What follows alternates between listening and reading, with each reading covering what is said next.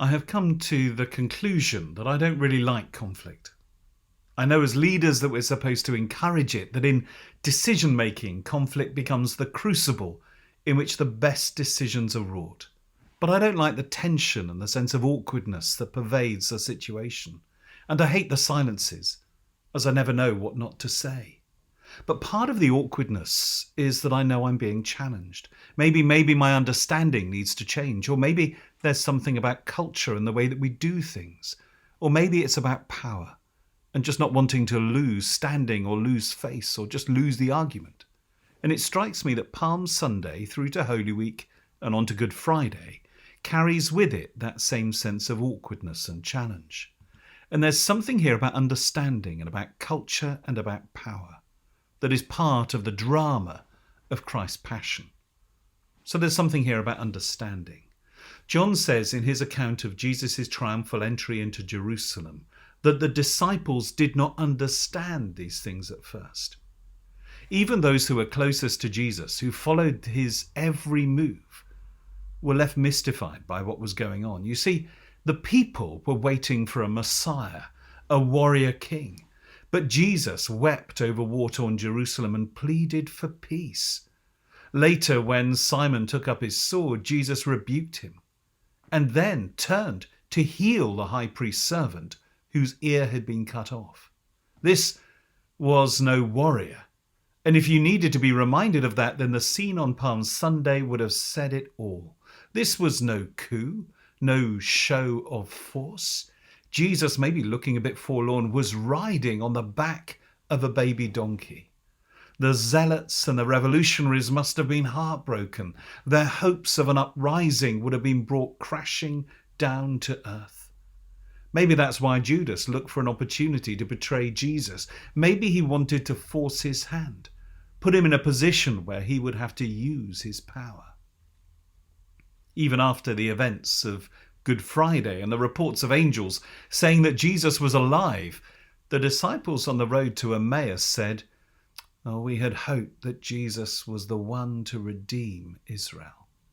The people around Jesus did not understand that, yes, Jesus was the Messiah, but he wasn't going to establish his kingdom or liberate Israel by using force. There was a different way, a better way for God's Messiah to save the world. Throughout the church's history, we've had to navigate and negotiate significant challenges to our understanding. The pouring out of the Spirit at Pentecost, the inclusion of the Gentiles, the reforms under Constantine, the influence of Islam, the Reformation, the devastation of 2 world wars, and more recently issues of gender and same-sex relations. And the danger is not that we misunderstand. I mean, of course we will. No, the danger is that we become fixed in our understanding and leave no room for challenge or change. The brilliant Cambridge academic John Bowker used to always say that what people say about God is bound to be approximate, provisional, corrigible, and often wrong. But he says that does not mean that God is not there to be talked about. We need the humility to admit that sometimes we might be wrong.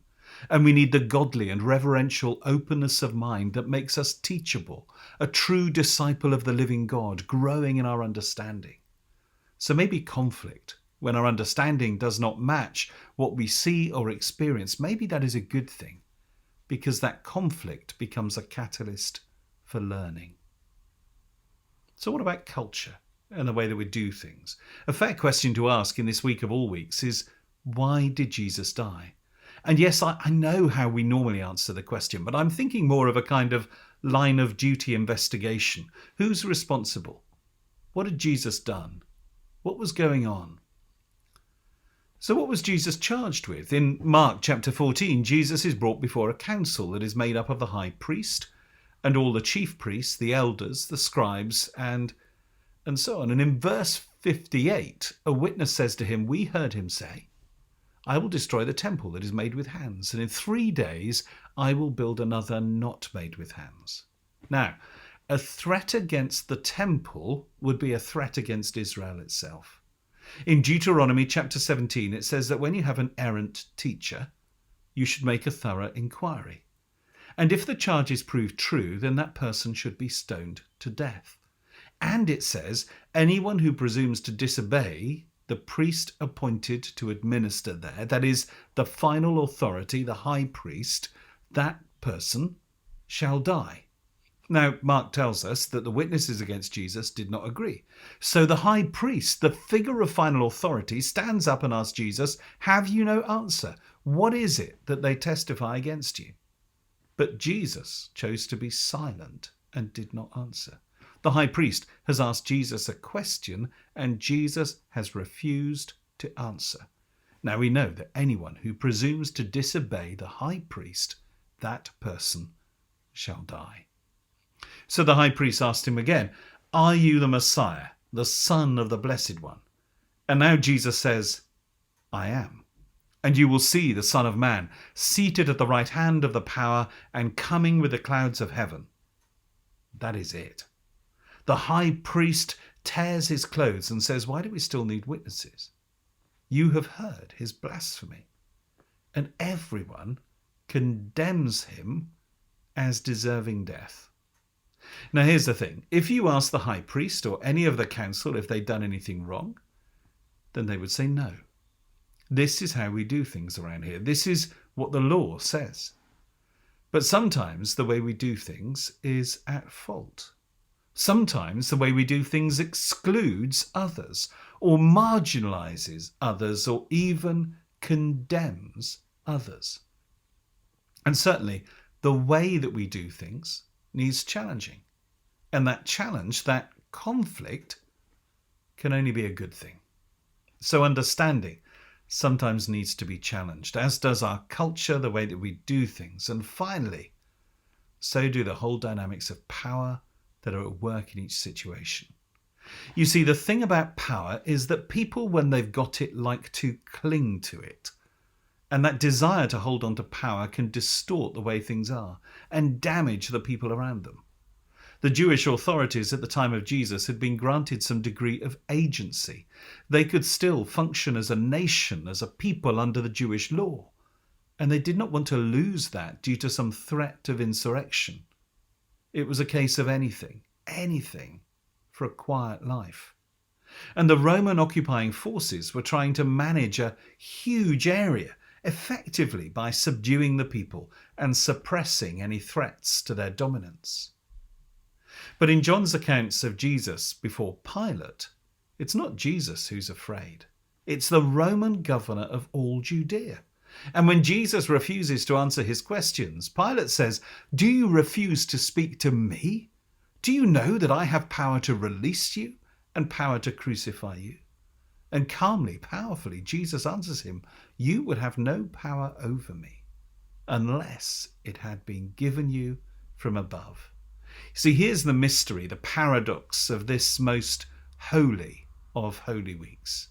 Even when arrested, even when bound up and brought before the authorities, Jesus retained a sense of agency.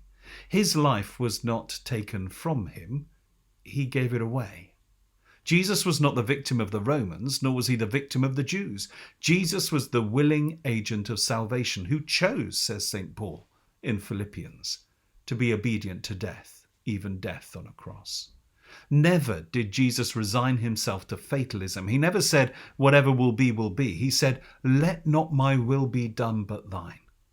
And there is a world of difference between that willing abandonment and the fatalism of just passively accepting all that the world throws at us. As Carl Henry says in his book God and the Victim, nowhere is Jesus presented as merely a prey or quarry of criminal aggression. Indeed, never is he depicted as technically a victim at all. His life, although stripped from him by wicked hands, was given voluntarily.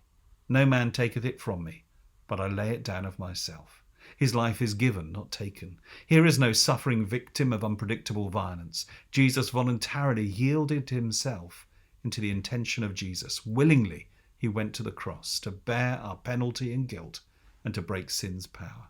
It is extraordinary that this Galilean son of a carpenter, who rode into Jerusalem on a baby donkey and was bound and flogged and nailed to a cross, this battered and beaten and bruised figure, could launch the biggest coup and initiate the greatest revolution that this world has ever known. Not just challenging the systems and structures of human authority, but shattering the powers of sin and death and freeing us from all that makes us less than we should be. And still, power tends to corrupt. And absolute power corrupts absolutely. Great people, even when they exercise influence and not authority, are sometimes still guilty of abuse. And sometimes we have to stand against their power. We have to challenge their authority, always mindful of what Nietzsche said, that in fighting monsters, we need to beware that we ourselves do not become a monster. That is why what Jesus did was so extraordinary. He defeated evil itself by deploying goodness in greater measure. His life defeated death. His love destroyed the poison of hate. His obedience nullified our rebellion against God, but in a way that is loving and life-affirming and obedient to God. We have to sometimes take a stand against power and present a challenge to their authority, for such conflicts are what leads to justice. The way we do things needs challenging. And sometimes the way we understand things needs to be challenged. And so do the whole dynamics of power that are at work in a situation. And that challenge, that conflict, can only be a good thing. As it was 2,000 years ago when a young rabbi rode into the Jewish capital on the back of a young donkey, while others waved branches and proclaimed him as their king.